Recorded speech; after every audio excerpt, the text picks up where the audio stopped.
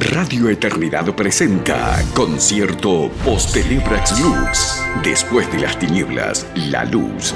Con los grupos de alabanzas de la IBI, la IVO y la IBSJ. Celebremos juntos en el mes de la Reforma que Cristo es la luz del mundo. Viernes 27 de octubre, 8 de la noche. Lugar, Auditorio de la Iglesia Bautista Internacional, la IBI. Valor de la boleta, 900 pesos. Para más información, www.eventos.radioeternidad.com. Organiza Radio Eternidad, impactando el presente con un mensaje eterno.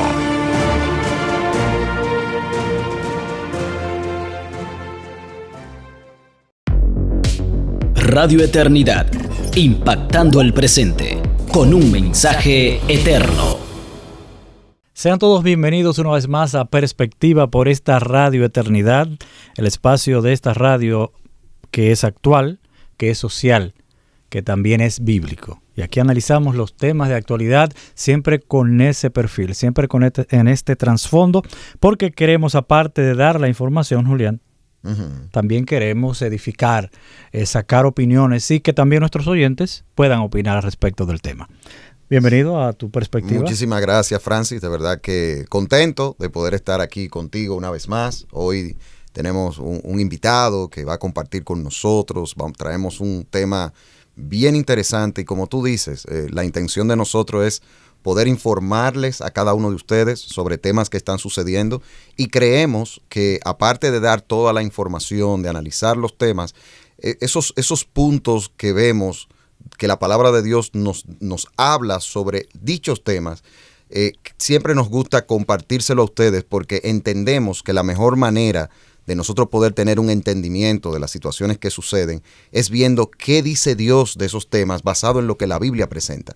Así que hoy estamos muy contentos porque tenemos un invitado que va a compartir, que sacó de su agenda, ¿verdad? Sí. Pudo sacar un espacio para nosotros en este día. Eso es algo que realmente agradecemos el esfuerzo que ha hecho este invitado. Va a ser un programa muy especial, muy informativo. Tenemos la gracia, la suerte, el privilegio de tener por acá a este invitado, que es una persona que tiene la autoridad del tema con el que habla. Sí. Y es una persona, antes de que tú digas el nombre, es una persona, nada más daré una pista. Bueno, y después adelante. Tú sigues. Yo sí, está bien.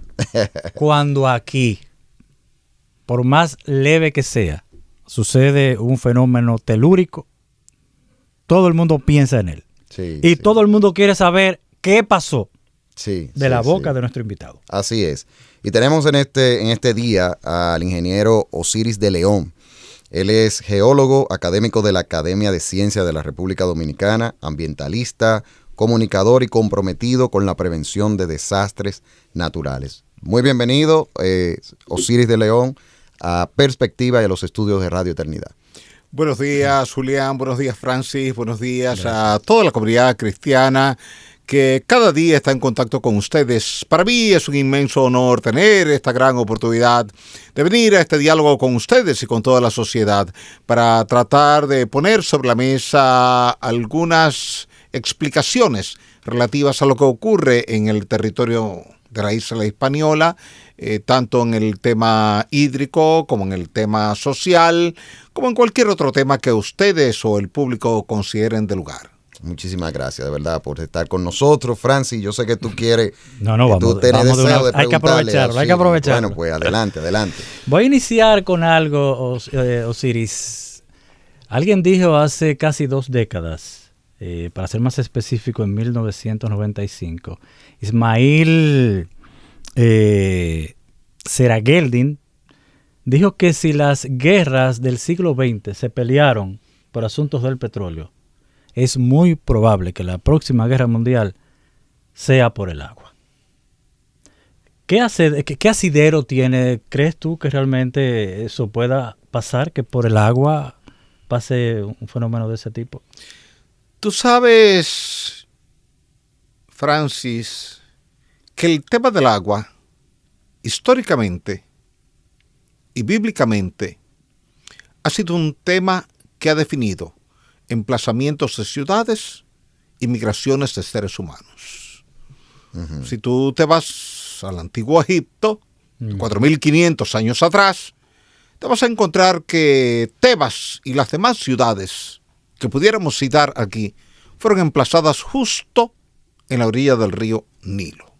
Sí. Porque cuando el agua se tornó escasa en la Mesopotamia, donde vivía Abraham, Sí. allá en la ciudad de Ur, cerca del Tigris y el Éufrates, a Abraham no le quedó más alternativa que recoger sus escasas cosas y migrar hacia Egipto, donde había agua. Es decir, hizo el tránsito a pie desde la Mesopotamia hacia Egipto. Eso ocurrió ayer, ocurre hoy y va a ocurrir mañana. La gente va a migrar a donde haya agua. Pero donde tú tengas mucha gente y poca agua, habrá conflicto por el agua escasa. ¿Por qué? Porque yo voy a querer tener el mismo acceso al agua que tienes tú, que tiene Julián y que tiene cualquier persona que esté en contacto con nosotros ahora a través de la web. Dado ese escenario dramático, los gobiernos de hoy tienen que pensar en escenarios de conflictos de mañana por el acceso al agua. Y cuando tú tengas que planificar cualquier obra hidráulica en cualquier parte del mundo, tienes que pensar cómo van a evolucionar los caudales en esa zona y cómo va a ir creciendo la demanda de agua en esa zona. Cuando tú tengas una brecha importante entre la curva de crecimiento poblacional, que siempre es ascendente, y la curva de decrecimiento del suministro de agua, porque siempre viene descendente. Ninguno de ustedes dos conoce ningún río hoy día que tenga más agua que el agua que tenía cuando ustedes eran niños. Sí, es cierto. Han ido disminuyendo los Eso caudales. Bajo ese escenario, la gente que necesita obligatoriamente entre 150 y 250 litros de agua cada día para su subsistencia, va a ser capaz de entrar en conflicto con los vecinos y hasta con los amigos por el acceso al agua. Porque el agua es una necesidad en un cuerpo humano que el 70% es agua. Y tú puedes pasarte 3 semanas sin ingerir alimentos y no vas a morir. Sí. Pero no puedes pasarte 3 semanas sin ingerir agua porque vas a morir por falla orgánica fruto de deshidratación. Eso es así. Entonces es una necesidad global. Y bajo ese escenario, los gobiernos nacionales y locales tienen siempre que mirar la perspectiva. ¿Dónde está el agua? ¿Qué hago para captar el agua y distribuirla en equidad para una sociedad que está confiando en mí como administrador del agua? Si tú eres el encargado de administrar el agua en una determinada región del planeta Tierra, la gente te va a reclamar a ti agua, llueva o no llueva. Exacto. Y eso hay que puntualizarlo. A la gente no le preocupa si el río está seco o no. No le preocupa si en los últimos 90 días ha llovido o no. La gente te dice, tú tienes el deber de buscarme agua a mí.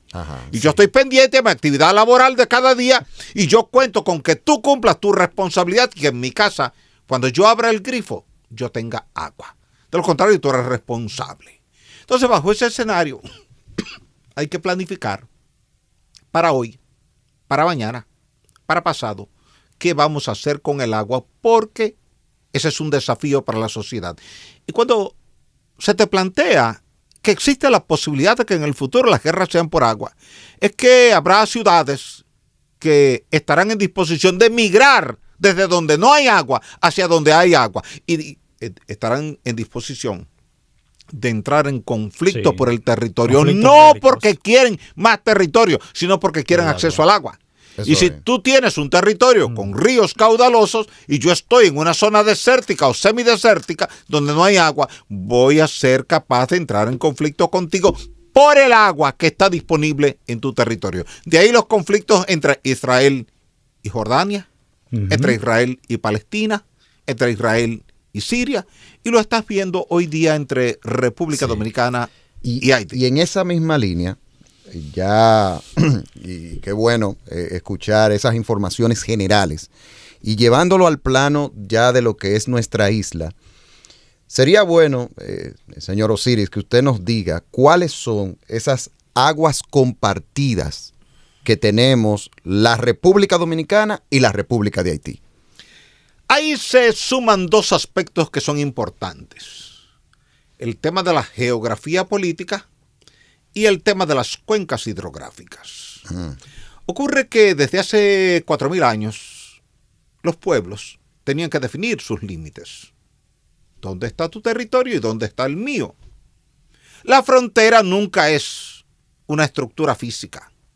La frontera es una línea imaginaria que en el terreno no existe. Dado eso, la sociedad ayer se puso de acuerdo en buscar un elemento referencial fácil de identificar para ambas naciones de cuál es la frontera. Y se tomaron ríos. Okay. Fíjate que en la mayor parte de países la línea divisoria es un río. ¿Por qué? Porque yo sé que del río para acá es mi país y del río para allá es tu país. Y que el eje del río es el eje de la frontera. En cualquier parte del planeta Tierra, donde el río se define como frontera, se toma el eje del río, el punto central. Pero esa línea no existe. Okay. Tú vas a buscarla a la franja limítrofe y no encuentras. No hay algo dibujado, coloreado, marcado que te diga, esta es la frontera, salvo algunos hitos que se ponen cada cierta distancia y tú tendrías que salir a buscarlo porque están cada kilómetro. Y a veces es arrancado por alguien que pasa por ahí o se dañó con una crecida de un río, con un evento meteorológico y ya no está y tú no lo encuentras. Pero el río siempre está ahí. Exacto. Y como el río siempre está ahí, se decidió en el pasado adoptar ríos como límites fronterizos. Bajo ese escenario, cuando tú llegas a la frontera entre República Dominicana y Haití y te dedicas a recorrerla de sur a norte o de norte a sur, como tú quieras, si tú quieres recorrerla de norte a sur, tú vas a empezar por Manzanillo, en la desembocadura del río Masacre o río Dajabón, y desde ahí tú vas a llegar hasta la ciudad de Dajabón por el río Masacre, que es la frontera.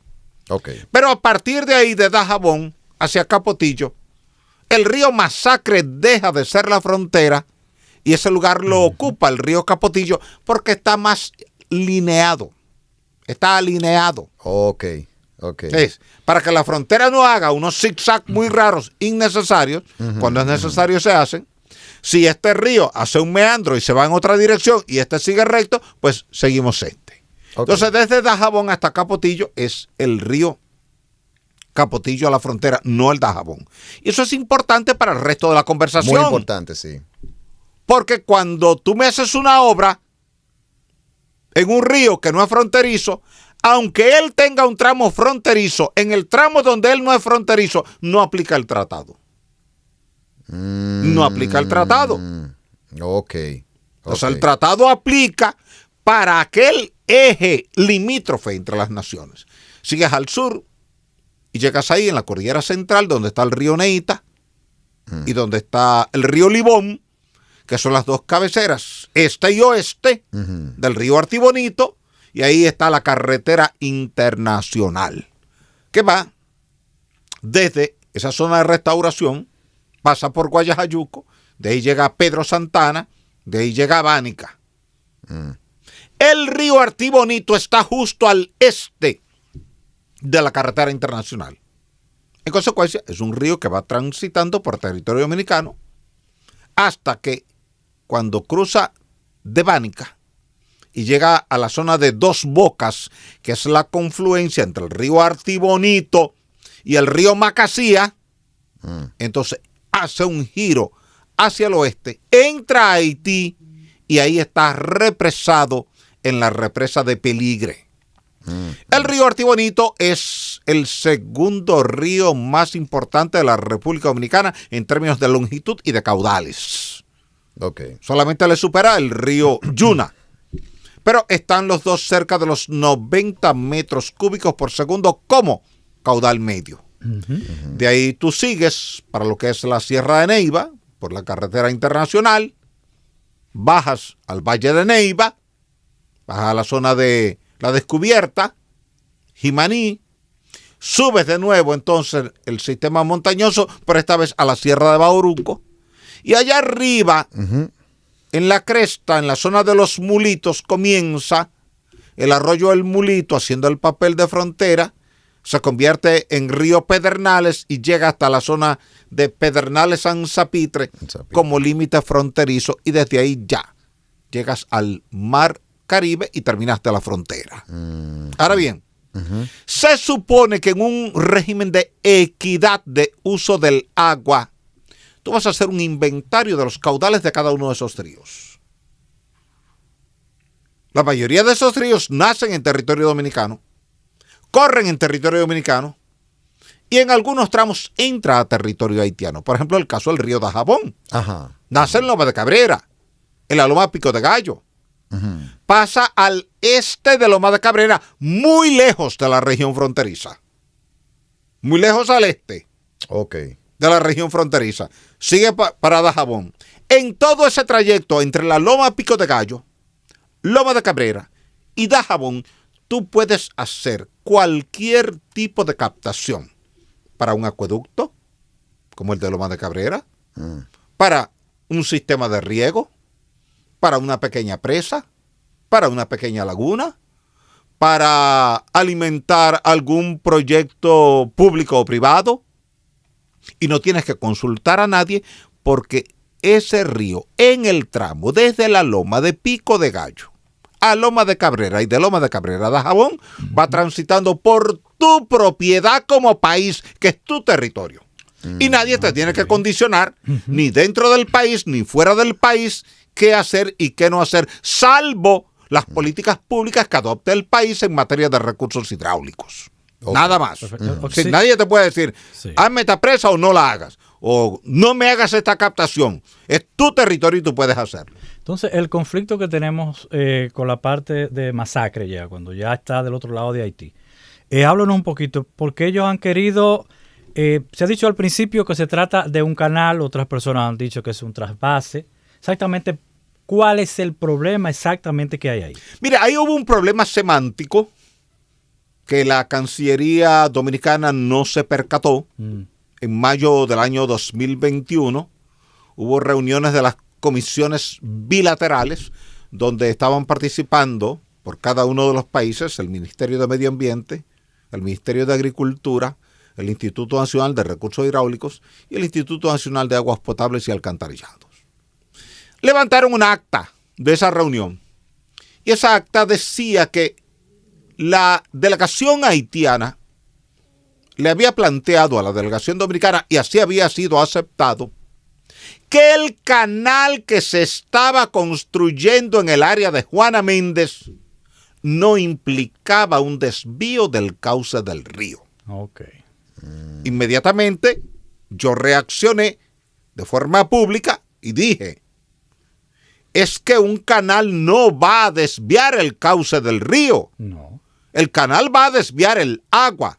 Porque el objetivo de un canal en cualquier parte del mundo es captar agua desde donde hay para llevarla hacia donde no hay. Exactamente. Cualquier canal que tú tengas aquí. Sacarle una arteria. Sí, como una tubería del acueducto que llega a tu casa, que llega a tu iglesia, que llega a tu escuela, que llega a tu instituto.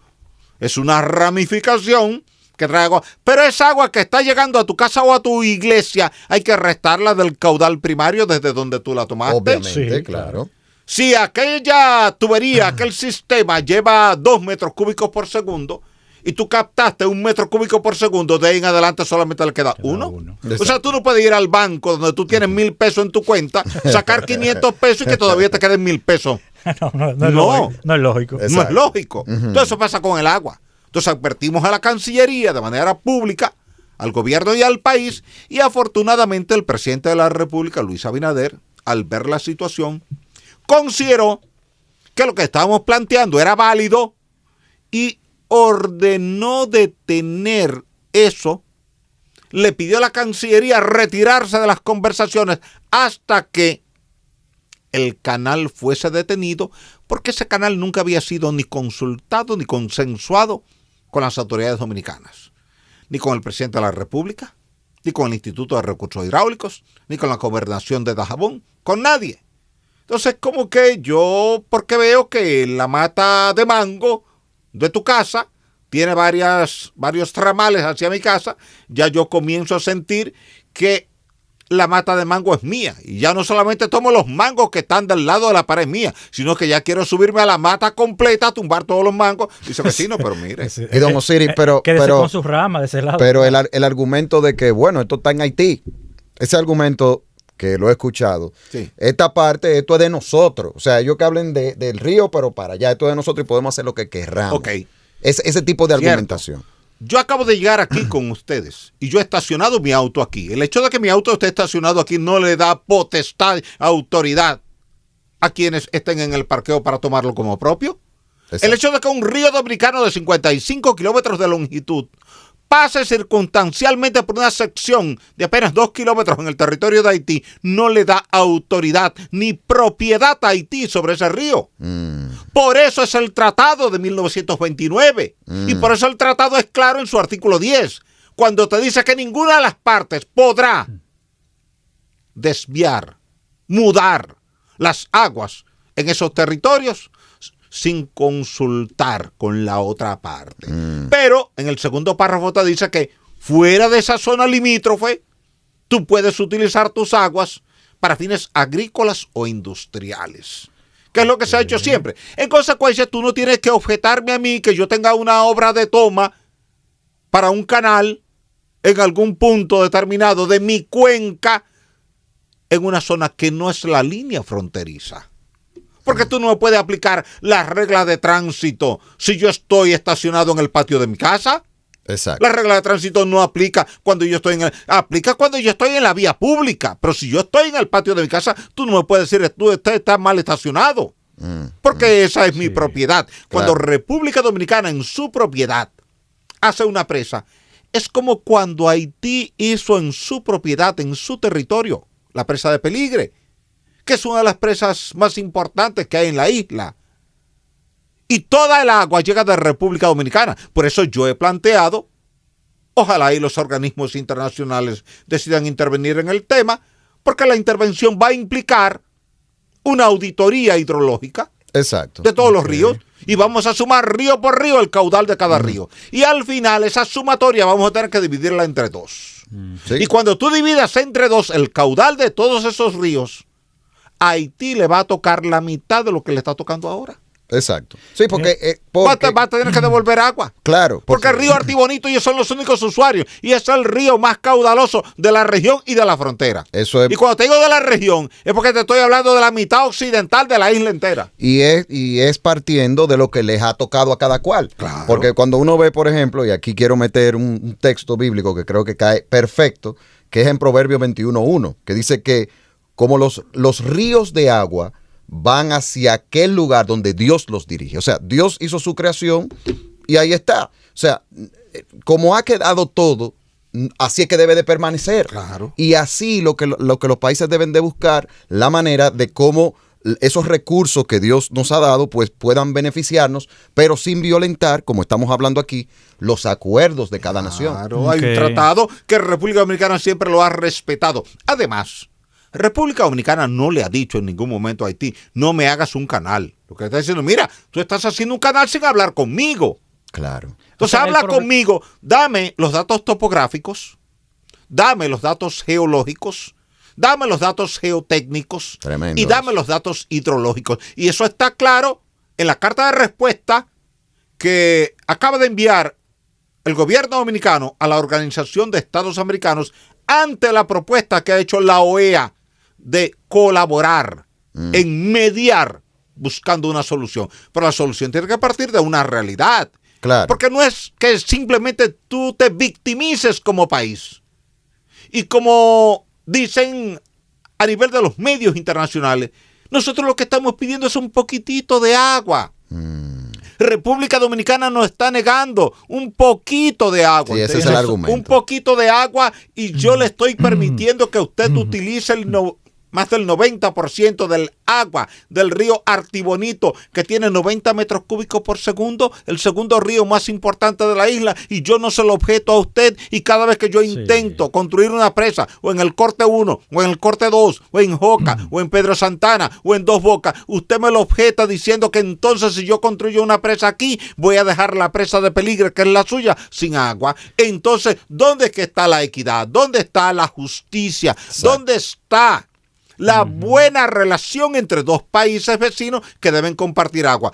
Está en una razón. República Dominicana desde la década de los 60 paró los aserraderos, paró la deforestación, comenzó a reforestar, recuperó su bosque de un 12% que teníamos en el 66 a un 40% que tenemos hoy. Haití lo llevó de un 12% que tenía antes a un 1% que tiene hoy. Los ríos se han secado. El río Trou du Nord está totalmente seco, el Grand Rivière du Nord está totalmente seco, el Campodillo se está secando y ellos sienten tener una presión de buscar agua, y el único río que tiene agua en esa zona es el río Masacre o río Dajabón. Pero pudieron haberlo hecho de manera consensuada, porque ya en el pasado, en la década de los 80 y los 90, República Dominicana le planteó a Haití construir un dique compartido aguas abajo de la confluencia entre el río Capotillo y el río Dajabón, con dos derivaciones, una para el oeste hacia Haití y una para el este hacia República Dominicana, a igual altura, con iguales secciones transversales, de forma tal de que los caudales que derivaran fueran exactamente los mismos. De esa manera, si hay mucha agua para los dos, si hay poca agua para los dos, pero con un criterio de equilibrio. Ok, Osiris, entonces, esto que estamos viendo no es la primera vez que pasa.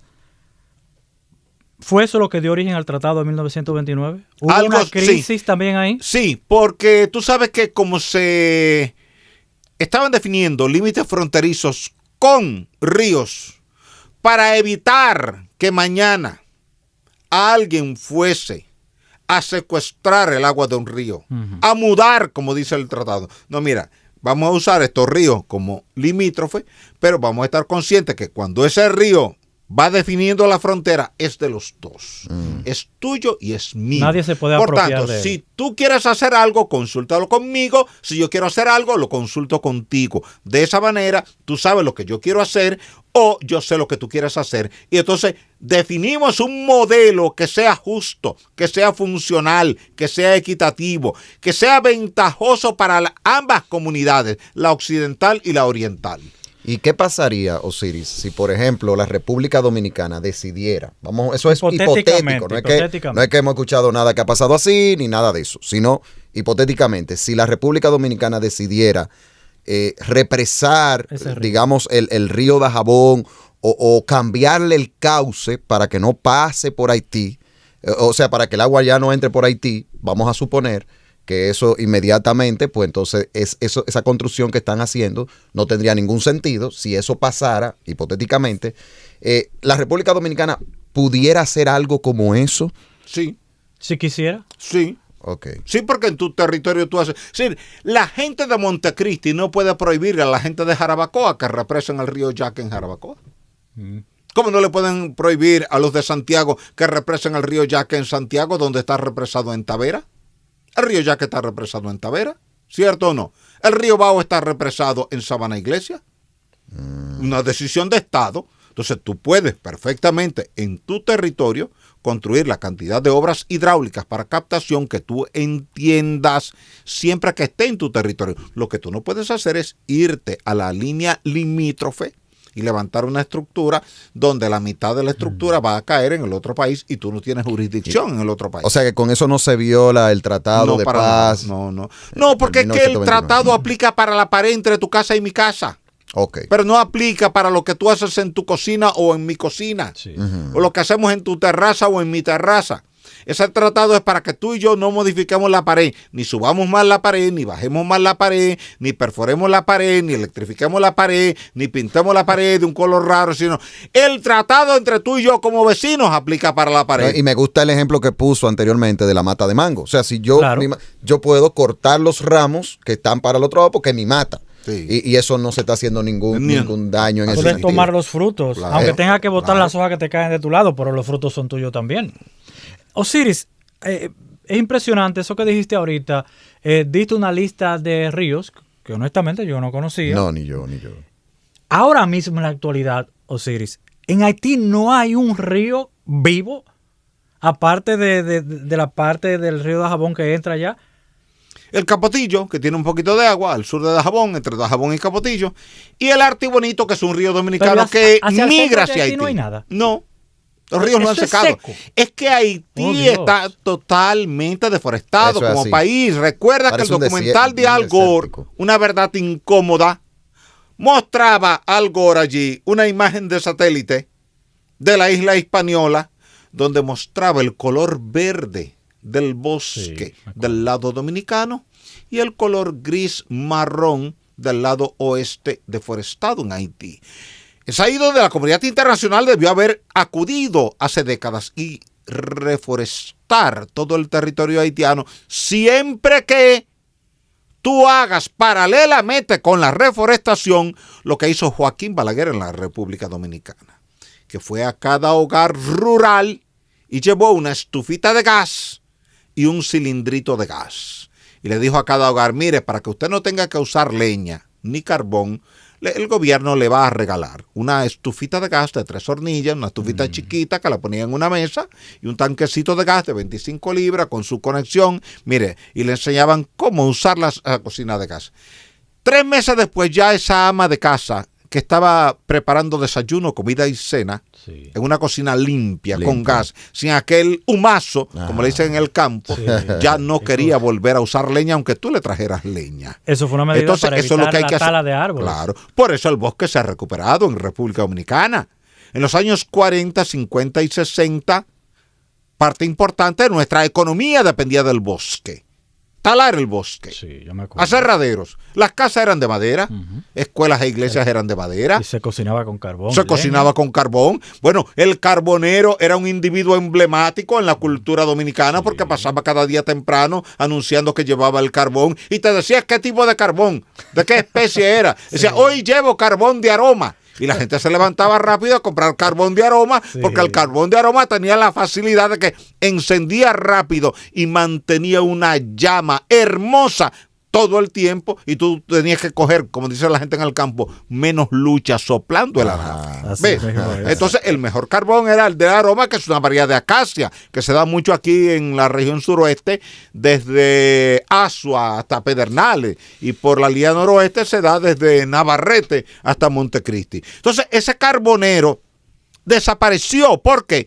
Porque ya no se cocina con carbón, se cocina con gas. Todo el mundo va a un puesto de gas y compra su cilindro de gas, lo trae a su casa, lo conecta a su estufa y cocina de forma limpia. Ahora, eso tú tienes que hacerlo con urgencia en Haití. Y es ahí donde la comunidad internacional tiene el deber y la responsabilidad de buscar recursos económicos, llevarlos a Haití con ese programa. No importa quién ejecute el programa, lo puede hacer el propio organismo internacional, puede hacerlo una ONG, si desconfían de que el dinero pueda ser mal administrado o utilizado en otras cosas que no sea para esos fines. Usted puede contratar a cientos de ciudadanos haitianos o de la región del Caribe que vayan a reforestar las montañas de Haití. Y eso es una inversión alta que se necesita hacer cuanto antes. Entonces, Osiris, si ellos hubiesen consultado que iban a hacer eso y ofrecen los datos, que era lo que iban a hacer,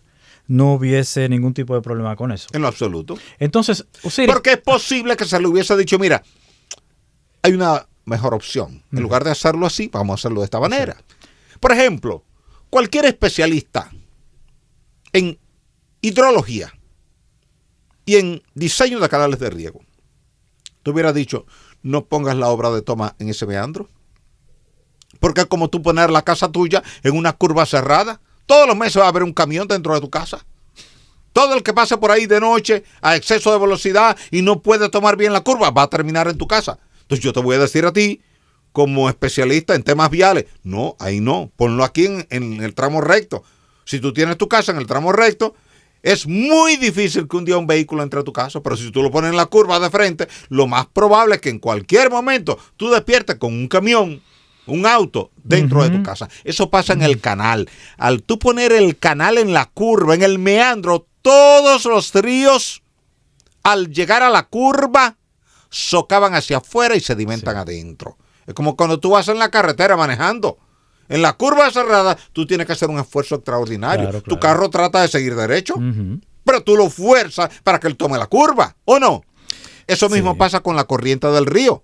La corriente trata de seguir derecha, pero como hay materiales ahí, lo fuerzan, pero ahí hay una competencia entre la velocidad del agua, la fuerza erosiva del agua y la resistencia del material. Perfecto. Si el material no es muy resistente, el río se lo va llevando. Y eso te está pasando. Acaba de ocurrir hace 3 días. Sí, vemos. Parece como una obra rústica. Y quiero, ya que estamos finalizando, estamos en la parte final. Preguntarte,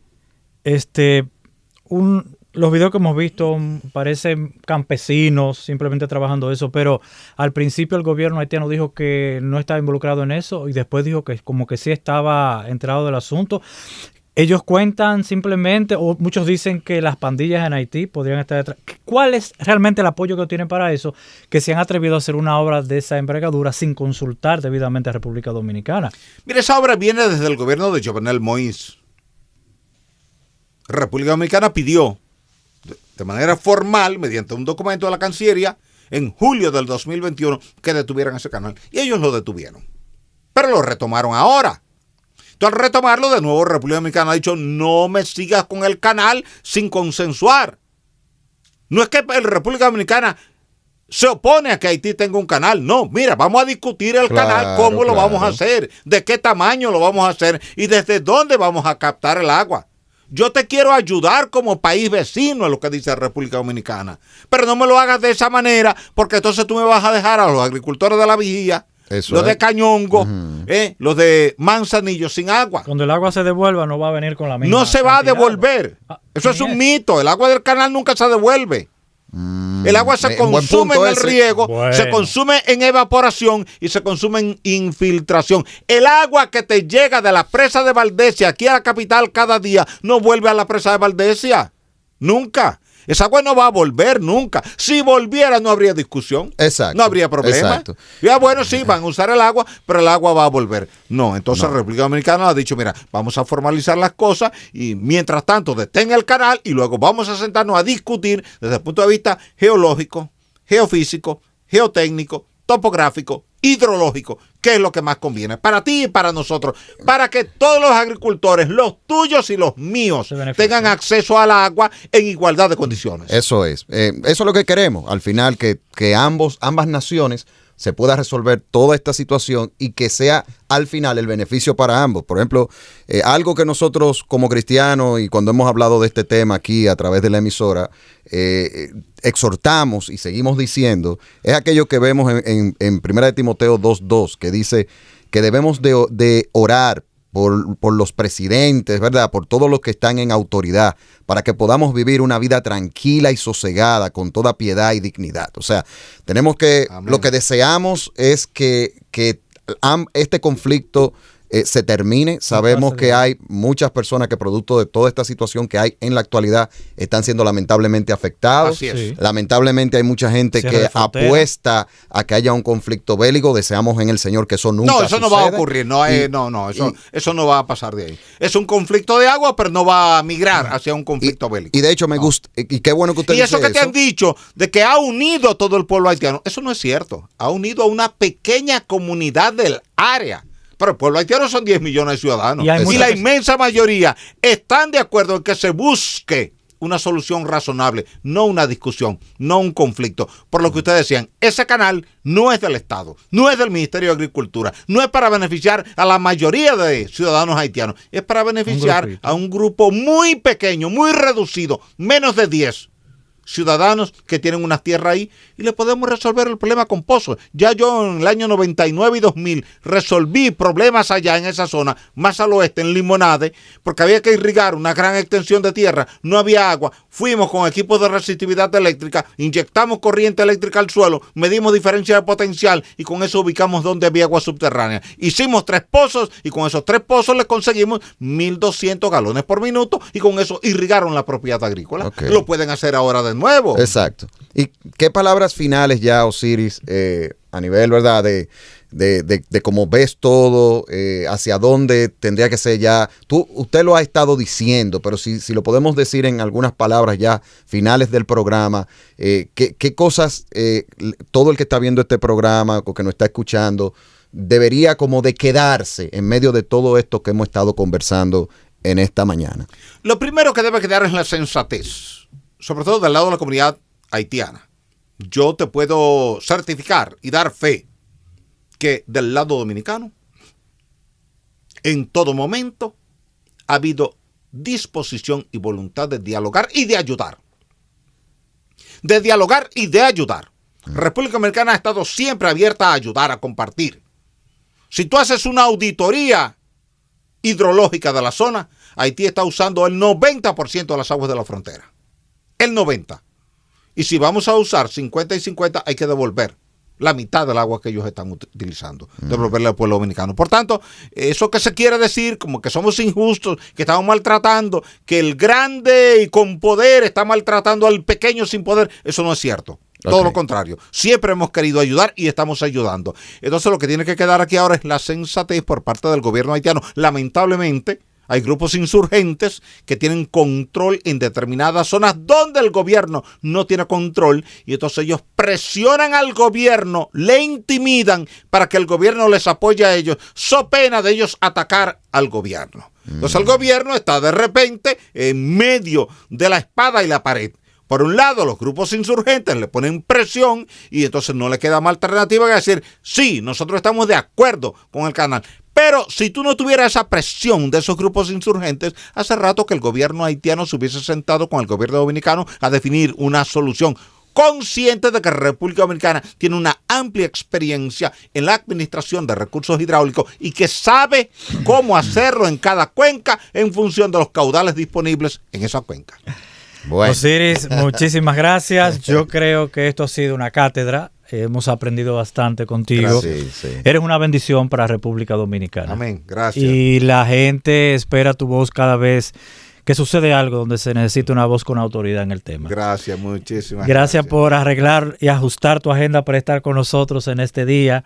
Y esperamos, de verdad, en otro momento poderlo tener por aquí. Una vez más, que Dios te bendiga y gracias por estar acá y gracias a todo el público de esta Radio Eternidad. Esto ha sido Francis, Perspectiva. Bye. Radio Eternidad, impactando el presente con un mensaje eterno. Radio Eternidad presenta Concierto Postelebrax Lux. Después de las tinieblas, la luz. Con los grupos de alabanzas de la IBI, la IBO y la IBSJ. Celebremos juntos en el mes de la Reforma que Cristo es la luz del mundo. Viernes 27 de octubre, 8 de la noche. Lugar, Auditorio de la Iglesia Bautista Internacional, la IBI. Valor de la boleta, 900 pesos. Para más información, www.eventos.radioeternidad.com. Organiza Radio Eternidad, impactando el presente con un mensaje eterno.